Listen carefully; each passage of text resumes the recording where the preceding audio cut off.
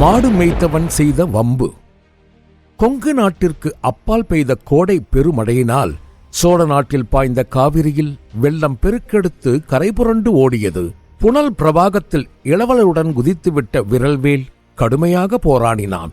அவன் எண்ணியதை விட புனலின் வேகம் அதிகமாக இருந்து அவனையும் இளவலோடு சேர்த்து அடித்துக் கொண்டு சென்றது. காவிரி வெள்ளத்திலேயே சிறிது தூரம் சென்ற பிறகு நீரோட்டத்தின் போக்கினை கவனித்து இளவலுடன் கரையை நோக்கி நீந்தலானான். கரையில் வளர்ந்திருந்த நாணல் புல்லை பிடித்து கரையேறி இளவலை கல்லின் மீது படுக்க வைத்துவிட்டு அவனும் அருகில் அமர்ந்தான்.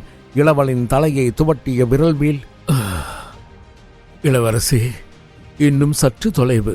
காவிரி கரையோரமாக சென்றால் நமக்கு வேண்டிய உதவி கிடைத்துவிடும். வாருங்கள், புறப்படுவோம் என அழைத்தான். தலைவரே, சற்று ஓய்வெடுத்துவிட்டு கிளம்புவோமே என கூறி இளவல் எழுந்து அமர்ந்தார். இளவலின் அடுத்த கட்டளையை எதிர்பார்த்தபடியே பணிவுடன் அமர்ந்திருந்தான் உபதலைவன். இருவருக்கும் இடையில் அங்கு சிறிது நேரம் அமைதி நிலவியது. இளவல் தான் அதனை உடைத்து முதலில் பேசலானார். தலைவரே, நான் அந்த வசந்த மாளிகையில் தான் சிறை வைக்கப்பட்டிருக்கிறேன் என்பதை எப்படி கண்டறிந்தீர்கள் என ஆச்சரியத்தோடு வினவினார். செம்பியன் கோட்ட சுரங்கப்பாதை வழியாக அரண்மனைக்குள் புகுந்து இருங்கோவை சந்தித்து எச்சரித்தேன். எனது மிரட்டலுக்கு பயந்தே அவர் உங்களை கொல்ல கட்டளையிட்டார். அவர்களை பின்தொடர்ந்தேன். அதன் பிறகே உங்களை சந்திக்க முடிந்தது என்றான். பின்னர், அத்தனை பேர் உங்களை தாக்கிக் கொண்டிருக்க எப்படி இளவரசே என்னை மட்டும் தனியாக அடையாளம் கண்டு கொண்டீர்கள் என பெரும் திகைப்புடன் கேட்டான். அதற்கு இளவல், உபதலைவரே, சோழ நாட்டின் மிகச் சிறந்த திறமையும் பெரும் வீரமும் கொண்டவரை நான் அறிந்திராவிட்டால் இளவரசன் என நான் எதற்கு என பதில் கேள்வி எழுப்பினார். அவர் கூறியதை கேட்டு திகைப்பையும் பெருமையையும் அதே நேரம் பெரும் மகிழ்ச்சியையும் அடைந்தான் விரல்வேல். பதிலுக்கு என்ன செய்வது என தெரியாமல் அமைதியையே கடைபிடித்தான். உபதலைவரே, கடந்த சில நாட்களாகவே மாளிகையை காவல் காத்தவர்கள் தினமும் உங்களை பற்றித்தான் பேசிக்கொண்டிருப்பார்கள். ஒவ்வொரு நாளும் புது புது செய்திகள் எனது காதுகளில் விழுந்து கொண்டே இருக்கும். புகார் வந்த உறைந்தை படை தலைவனை நைய புடைத்து அனுப்பிவிட்டீர்களாமே. மதுவை பருகிக் கொண்டு சத்தமிட்டு பேசுவர். அறையினுள் சிறைப்பட்டபடியே அனைத்தையும் கேட்பேன். தப்பிக்க தகுந்த சமயம் பார்த்து கொண்டிருந்தேன். ஆனால் கிடைக்கவில்லை. நிச்சயம் தாங்கள் என்னை காக்க வருவீர்கள் என நம்பிக்கொண்டிருந்தேன்.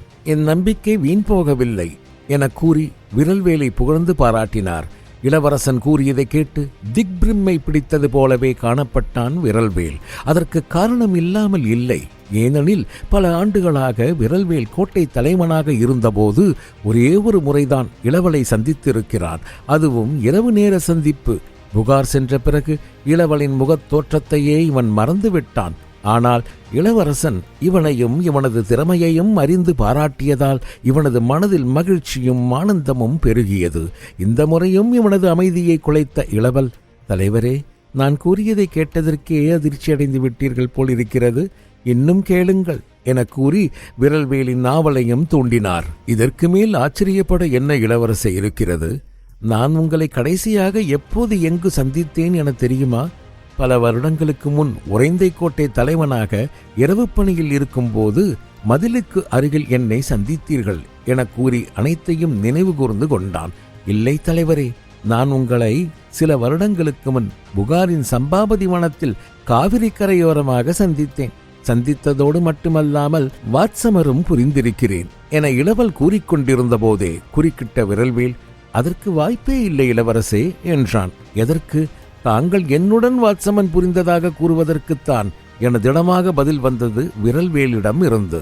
அப்படியானால் நான் சில நிகழ்வுகளை கூறுகிறேன். அது உண்மையில் நடந்ததா அல்லது வெறும் கற்பனைதானா என தாங்களே கூறுங்கள். கூறுங்கள் இளவரசே. கிட்டத்தட்ட 2 வருடத்திற்கு முன், சரியாக இந்திர திருவிழா ஆரம்பிக்க 2 தினங்களுக்கு முன், தாங்களும் தங்களது உபதளபதி யவனரான தால்தொபியாசும் சம்பாபதி வனப்பகுதியில் நடந்து கொண்டிருக்கும் போது வழிவிடாமல் வம்பு செய்த மாடு மேய்த்த இளைஞனை தங்களுக்கு ஞாபகம் இருக்கிறதா என வினவினார். ஆமாம் இளவரசே, நன்றாக நினைவில் உள்ளது என கூறியபடியே அவனது நினைவினை 2 வருடம் பின்னோக்கி நகர்த்தினான். புகாரில் சம்பாபதி வனத்தில் காவிரி ஆற்றின் பக்கமாக புதல்கள் மண்டி கிடக்கும். அவ்விடத்தில் பாதை மிகவும் குறுதலாக காணப்படும். அப்பாதை வழியாக யாராவது ஒருவர்தான் பயணிக்க இயலும். உபதலைவனும் டால்தொபியாசும் பேசிக்கொண்டே புறவியில் வந்தபோது 4-5 மாடுகள் அவ்விடத்தில் புதரை மேய்த்துக் கொண்டிருப்பதை பார்த்து இருவரும் மாடு நகர்ந்த பின் அவ்வழியாக செல்லலாம் என காத்து நின்றனர். மாடுகள் நகர்வதாக தெரியவில்லை. அப்புறம்தான் உற்று பார்த்தால் மாடுகள் அனைத்தும் கொடிகளால் புதரில் கட்டப்பட்டிருந்தன. மாடுகள் கட்டப்பட்டிருப்பதால் அவை சிக்கிக் கொள்கின்றனவா என பார்த்து கொண்டு மேய்ப்பவனும் அங்குதான் நிச்சயம் இருப்பான் என தெரிந்து இருவரும் சுற்றுமுற்றும் தேடினர். அங்கு யாரையுமே காணவில்லை. நான் சென்று மாட்டை அவிழ்க்கிறேன், பிறகு இருவரும் செல்லலாம் என்றபடியே கீழே இறங்கினான் டால்தொபியாஸ். அவன் மாடுகளின் அருகில் சென்றபோது கைத்தட்டும் குரல் கேட்க இருவரும் மேலே பார்த்தனர். மரத்தில் ஒருவன் புதரில் காய்த்திருந்த விளாங்காயை உப்பில் தொட்டு தின்றபடியே அமர்ந்திருந்தான். அவனை கண்ட டால்தொபியாஸ் அவன்தான் மாடுகளுக்கு உரியவனாக இருப்பான் என எண்ணி, மாட்டை அவிழ்க்கிறாயா, நாங்கள் செல்ல வேண்டும் என்றான். மாட்டை அவிழ்க்காவிட்டால் என்ன செய்வதாய் உத்தேசம் என ஒருமையில் அவனிடமிருந்து பதில் வந்தது. நீ அவிழ்க்காவிட்டால் நான் அவிழ்த்து விடுகிறேன் என்றான் டால்தொபியாஸ். முடிந்தால் மாட்டின் அருகில் சென்று பாருங்கள் என மீண்டும் அவனிடமிருந்து எகத்தாளத்துடனும் திமிருடனும் பதில் வந்தது. இவனிடம் எதற்கு வீண் பேச்சு என நினைத்தபடியே மாட்டினை நோக்கி நடந்தான் டால்தொபியாஸ். அவனுக்கு முன்னால் ஒரு நீண்ட விறகு வெட்டும் அரிவாள் ஒன்று விழுந்து மண்ணில் குத்திட்டு நின்றது. யவனரே, எனது மாட்டை நோக்கி தாங்கள் இன்னும் ஒரு அடி முன்வைத்தால் இதோ இந்த புல்லறுக்கும் அரிவாள் உங்கள் மார்பினில் பாய்ச்சப்படும் என்பதை நினைவில் கொள்ளுங்கள் என கூறியபடியே மரத்திலிருந்து அவன் கீழே குதித்தான். அவனது செய்கைகளைக் கண்டு கடும் சினம் கொண்ட டால்தொபியாஸ், தம்பி வழிவிடு, இல்லையேல் என்றபடியே வாக்கியத்தை முடித்தான். இந்த பாதை உங்களுக்கு மட்டும் உரியது அல்ல, எனக்கும் உரியதுதான். வழிவிட இயலாது யவனரே, உங்களால் முடிந்ததை பார்த்து கொள்ளுங்கள் என டால்தொபியாஸை ஒரு பொருட்டாகவே மதிக்காமல் கூறினான். அவன் கூறியதை கேட்டு தனது வாளினை நோக்கி தனது கைகளை கொண்டு சென்றான் டால்தொபியாஸ். இதுவரை நடந்ததை அமைதியுடன் பார்த்து கொண்டிருந்த விரல்வேல் நடக்கப் போகும் விபரீதத்தை உணர்ந்து, நில் டால்தொபியாஸ் என்றபடியே புறவையிலிருந்து கீழே குதித்து அவர்களிடம் வந்தான். வந்தவன் மாடு மேய்ப்பவனை பார்த்து, தம்பி, நாங்கள் உம்மோடு இங்கு மல்லுக்கு வரவில்லை, சுற்றி சென்றால் நாழியாகும், வழிவிட்டால் எங்கள் பாட்டிற்கு நாங்கள் செல்வோம் என பணிவுடன் கூறலானான். விரல்வேலை ஏற்கனவே அறிந்து வைத்திருந்த அவன், ஆனால் எனக்கு உங்களோடு மல்லு கட்ட வேண்டும் என்ற எண்ணம் உள்ளது உபதலைவரே. யமன தளபதிக்கு மாடு மேய்ப்பவன் என்றால் இலக்காரம் போல, நம் நாட்டு மாடு மேய்ப்பவனின் வீரத்தையும் இவர் பார்க்கட்டுமே என மீண்டும் அவமதித்து வீண் வம்பிற்கு அவர்களை இழுத்தான். இவனை மிரட்டி இவனுக்கு புத்தி கற்பித்தே ஆக வேண்டும் என எண்ணிய டால்தொபியாஸ் அவனை நோக்கி தனது வாளை உருவி ஓங்கினான். மாடு மேய்ப்பவனை தாக்க வேண்டும் அல்லது அவனுக்கு சரி நிகராக போர் புரிய வேண்டும் என அவன் நினைத்திருக்கவில்லை. ஆனால் மாடு மேய்ப்பவன் இவனை கோபப்படுத்தவே ஆத்திரத்தில் வாளை ஓங்கிவிட்டான் டால்தொபியாஸ். டால்தொபியாஸை கண்டு எந்த அச்சமும் கொள்ளாத அந்த மாடு மேய்த்த இளைஞன் தனது சாட்டை கயிற்றை வீசினான். அது டால்தொபியாஸின் கைகளை நன்கு சுற்றி கொண்டது. சாட்டையை இழுத்தான். சாட்டை கயிறு இறுகியது. சாட்டை கயிற்றின் நுனியில் சிக்கியிருந்த முள் டால்தொபியாஸின் கையை பதம் பார்த்தது. மேலும் சாட்டையை இழுத்தான். முள் கை நரம்பில் குத்த வலி பொறுக்கப்படாமல் துடித்தான். தனது புல்லருக்கும் கருக்கு அரிவாளை எடுத்து இடது கையால் வாளினை தடுத்து வலது கையால் சாட்டையை இறுக்கினான். கருக்கரிவாள் பின்னேயும் சாட்டை முன்னேயும் இழுக்க வாளின் பிடியை இழந்தான் டால்தொபியாஸ். அவனது கைகளில் இருந்து வாள் நழுவி கீழே விழ அதனை அவன் காலால் எத்த வாள் மேலே வந்தது. உடனே அவன் தன் சாட்டை கயிற்றை டால்தொபியாஸின் கைகளில் இருந்து விடுவித்து வாளினை நோக்கி எரிந்து இழுத்தான். அவ்வளவுதான். கரகரவென்று சாட்டையினால் சுழன்ற வாள் அடுத்த கணம் மாடு மேய்த்தவனின் கைகளில் தஞ்சமடைந்திருந்தது. டால்தொபியாஸ் கன நேரத்தில் மிரண்டு விட்டான். மாடு மேய்ப்பவனிடம் அவன் இவ்வளவு திறமையை எதிர்பார்த்திருக்கவில்லை. வெறும் சாட்டையை கொண்டு தன்னை தோற்கடித்தவனை கண்டு அவன் பிரமிப்பில் ஆழ்ந்திருந்தான். மேலும் அவன் கீழே விழுந்த வாளை தனது கால்களால் உதைத்தபோது அவனது கால் விரல்கள் நிச்சயம் துண்டாகிவிடும் என்றே டால்தொபியாஸ் பயந்தான். ஏனெனில் டால்தொபியாஸின் வாள் இருபுறமும் கூர்மையானது. உதைத்தபோது வாளின் எந்த புறத்திலும் அவன் கால் பட்டிருந்தாலும் விரல்கள் துண்டாகி இருக்கும். வாளின் கூர்மையில்லாத சமதளத்தில் காலால் உதைத்து எத்தியிருந்தான் அந்த மாடு மேய்க்கும் இளைஞன். இது சாதாரண காரியம் அல்ல. பல வருட பயிற்சியும் மனக்கூர்மையும் உடல் வலிமையும் இருவருமே திகைத்து நின்றனர். கன நேரத்தில் டால்தொபியாசின் வாளினை கைப்பற்றிக் கொண்ட அந்த மாடு மேய்க்கும் இளைஞன் வாளினை தனது கைகளில் ஏந்தி வீசி பார்த்து, யவன தளபதியாரே, உங்கள் வாளில் இருக்கும் உறுதி தங்களது கைகளில் இல்லையே என கூறி அவனை பரிகாசம் செய்யலானான். அவன் அத்தோடு நில்லாமல் விரல்வேலிடம் சென்று, யாராலும் வீழ்த்த இயலாத மாபெரும் வீரர், செங்கு வீரர் என உங்களைத்தானே புகழ்கின்றனர். உங்களுடன் சமர் செய்து எனது வாழ்வீசும் திறமையை சோதனை செய்ய வேண்டும். வாருங்கள், போர் புரிவோம் என அவனை போருக்கு அழைத்து அறைகூவல் விடுத்தான். வீரமுள்ள யாரிடமும் சமர் செய்வதை பெருமையாகவே கொள்ளும் விரல்வேல் அவனுடன் திறந்த வெளியில் வாட்சமர் புரிய ஒப்புக்கொண்டான். திறந்த வெளியில் துவந்த யுத்தம் இருவருக்கும் இடையில் தொடங்கியது. விரல்வேல் வீசிய அனைத்து வாள் வீச்சுகளையும் அவன் திறம்படவே சமாளித்தான். சமாளித்ததோடு மட்டுமல்லாமல் வாய்ப்பு கிடைத்த போதெல்லாம் விரல்வேலின் வாளையும் தட்டிவிட முயன்றான். அவனது வாள் வீச்சுகளை எதிர்கொண்ட போதெல்லாம் விரல்வேலுக்கு தனது நண்பன் திவ்யனின் நினைவுதான் வந்து சென்றது. ஏனெனில் திவ்யன் வாள் வீசும் முறையும் இவன் வாள் வீசும் முறையும் ஒத்திருந்தது. திவ்யனின் ஆசிரியரும் இவனது ஆசிரியரும் நிச்சயம் ஒருவராகத்தான் இருப்பார்கள் என தீர்மானித்தான். அல்லது திவ்யன் தான் இவனுக்கு வாழ்வீசும் பயிற்சியை அளித்திருக்க வேண்டும் எனவும் முடிவு செய்தான். விரல்வேல் மட்டுமே அறிந்த சில ரகசிய வாழ்வீச்சையும் அவனிடம் பிரயோகித்து பார்த்தான். அதையும் அவன் திடமாக எதிர்கொண்டான். அவனிடம் எடுபடவில்லை. திவ்யனின் நினைப்பு மனதில் மேலோங்க உடனே சமர் செய்வதை நிறுத்திய விரல்வேல் வாளினை தனது உரையில் போட்டபடி, நீ யார்? உனக்கும் எனது நண்பன் திவ்யனுக்கும் என்ன தொடர்பு என வினவினான். திவ்யனது நினைவு வந்ததும் துயரம் இவனை சூழ்ந்து கொண்டது. ஆதலால் தான் விரல்வேல் சமர் செய்ததை நிறுத்திவிட்டான். திவ்யன் தான் இவனுக்கு வாழ்வித்தையை கற்றுக் கொடுத்தவனாக இருக்க வேண்டும் எனவும் உறுதியாக தீர்மானித்துக் கொண்டான். உபதலைவரே, உங்களிடம் எனது வாழ்த்திறமையை சோதிக்க வேண்டும் என்பது எனது பல நாள் ஆசை இன்று நிறைவேறிவிட்டது என கூறியபடியே மாடுகளை அவிழ்த்து விட்டவன் டால்தொபியாசிடம் அவனது வாளினை கொடுத்துவிட்டு மன்னிப்பையும் கேட்டுவிட்டு புறப்பட்டான். தம்பி, நான் கேட்ட கேள்விக்கு நீ இன்னும் பதில் கூறவில்லையே என கேட்டான் விரல்வேல். அதற்கு இப்போது எந்த அவசியமும் நேரவில்லை தலைவரே என கூறிக்கொண்டு அவன் முன்னே செல்ல மாடுகள் அவனை பின்தொடர்ந்து சென்றன. புதரில் மறைந்து விட்டான். அன்று முதல் வீழ்த்த இயலாத அந்த மாடு மேய்த்தவனை பல நாள் தேடி பார்த்தான் விரல்வேல். அந்த சமருக்கு பின் அவனை இவனால் காணவே இயலவில்லை.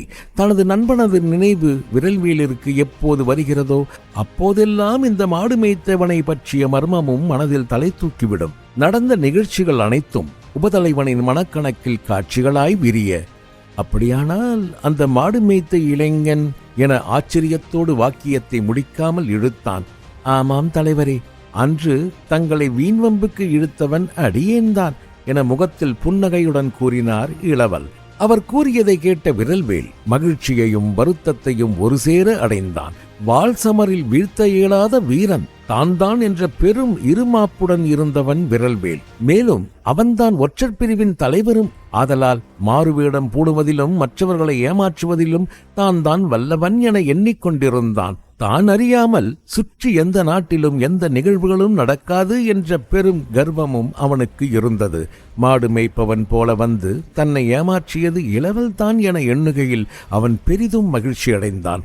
இரும்பிடர் தலையர் இளவலது மாறுவேடம் பூணும் திறமையை பற்றி கூறும்போதெல்லாம் அவன் ஆச்சரியமடைவான். ஆனால் தாமும் அவரால் ஏமாற்றப்பட்டிருப்போம் என அவன் கனவிலும் எண்ணி பார்த்திருக்கவில்லை. இளவல் வல்லவனுக்கெல்லாம் வல்லவர், வீரர்களுக்கெல்லாம் வீரர் என உணர்ந்து கொண்டான். இருப்பினும் இளவலது நேர்மை எந்த அளவிற்கு உள்ளது என அறிந்து கொண்டு விட வேண்டும் என எண்ணிய விரல்வேல், இளவரசே, எனக்கு ஒரு திட்டம் உள்ளது, தாங்கள் அனுமதித்தால் என பாதியோடு நிறுத்தினான். கூறுங்கள் தலைவரே. நான் இருங்கோவேலை சந்தித்த ரகசிய பாதை வழியே நாம் சில தேர்ந்தெடுத்த வீரர்களுடன் இரவினில் அரண்மனைக்குள் பிரவேசித்தால் நாளை காலையே அரண்மனை நம் கைக்குள் விழுந்துவிடும். இதை பற்றி தங்கள் கருத்து என்ன? உத்தரவிடுங்கள், மற்றதை நான் பார்த்துக் கொள்கிறேன் என வினவி தனது இடையுறையிலிருந்து வாளினையும் உருவி கைகளில் வைத்துக் கொண்டு இளவல் என்ன பதிலை கூறப் போகிறார் என அவரையே பார்த்து கொண்டிருந்தான். உபதலைவன் கூறியதை கேட்டு கடும் சினம் கொண்ட இளவல், தலைவரே, எனக்கு சரி நிகராக இளங்கோவலை எப்போதும் ஒப்பிட துணியாதீர்கள். நான் சென்னியின் மைந்தன் என்பதையும் நினைவில் கொள்ளுங்கள். எனது ஆசனத்தை கைப்பற்ற நான் நேருக்கு நேர் போர் புரிந்து உயிரை விட்டாலும் விடுவேனே தவிர குறுக்கு வழியில் கை கொள்ள ஒரு நாளும் சம்மதியேன். என்னிடம் தாங்கள் இக்கேள்வியை கேட்டிருக்க வேண்டிய அவசியமில்லை உபதலைவரே என வெகுண்டெழுந்தார் இளவல். அவர் கூறிய பதிலை கேட்டு பெரும் மகிழ்ச்சியும் திருப்தியும் கொண்ட விரல்வேல் வாளினை மீண்டும் உரைக்குள் போட்டுக் கொண்டான்.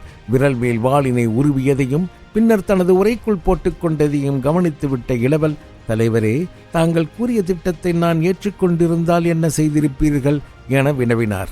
சென்னிக்கு மகனும் பிறக்கவில்லை, சோழ நாட்டிற்கு இப்படி ஒரு நேர்மையற்ற இளவரசனும் தேவையில்லை என எண்ணி உருவிய வாளால் உங்கள் தலையை கொய்திருப்பேன் என இளவலின் விழிகளில் தனது பார்வையை நிலைக்க விட்டபடியே கூறினான் உபதலைவன் விரல்வேல். அவன் கூறியதை கேட்டு எந்த ஒரு கோபமும் வருத்தமும் கொள்ளாத இளவல் எழுந்து விரல்வேலின் தோள்களை பற்றியபடியே ஆவேசத்துடன், இப்படி நேர்மையும் துணிவும் கொண்ட வீரர்கள் தான் எனக்கு இப்போது துணை இருக்க வேண்டும் தலைவரே என அவன் கூறிக்கொண்டிருந்த போதே ஆ என அலறி துடித்து கீழே விழுந்தார். இளவல் அலறியதை கேட்டு பதறிய விரல்வேல் இளவலை தூக்கினான். தலைவரே, காயங்கள் ஈரமாக இருந்ததனால் இவ்வளவு நேரம் வலிக்கவில்லை. காற்றில் இப்போது உலர்ந்து விட்டதனால் கால் எரிந்து மார்பு குடைகிறது என தடுமாறியபடியே கூறினார். இனியும் இங்கு இருப்பது இளவலுக்கு பெரும் ஆபத்து என்பதை உணர்ந்த விரல்வேல் அவரை தாங்கி அழைத்துக் கொண்டு நடந்தான். சிறிது தூரம் நடந்தவுடன் இளவல் மயக்கமானார். உடனே அவரை தாங்கி அமர்த்திய விரல்வேல் மீண்டும் துணியை பொன்னி நதியில் நனைத்து தீப்புண்ணில் சுற்றிக்கொண்டு அவரை தூக்கி தோளில் போட்டுக்கொண்டு காவிரி கரையோரம் இருந்த ஒற்றையடி பாதையில் நடக்கலானான். பின்னர் உள்புறம் தாழிடப்பட்டிருந்த கதவை தட்டினான். கதவு திறக்க தாமதமானதால் இளவலை தோளில் சுமந்தபடியே மீண்டும் கதவை வேகமாக தட்டினான். கதவினை திறந்த மரகதவல்லி அச்சப்பட்டு பதற்றத்துடன் நிற்பதை கண்ட விரல்வேல், மரகதவல்லி, நான் தான் என கூறிக்கொண்டே வீட்டினுள் சென்றான். அடிப்பட்ட வீரன் ஒருவனை தோளில் சுமந்து வந்திருக்கும் உபதலைவனை கண்ட மரகதவல்லி உடனே வீட்டுக்கதவினை தாழிட்டாள்.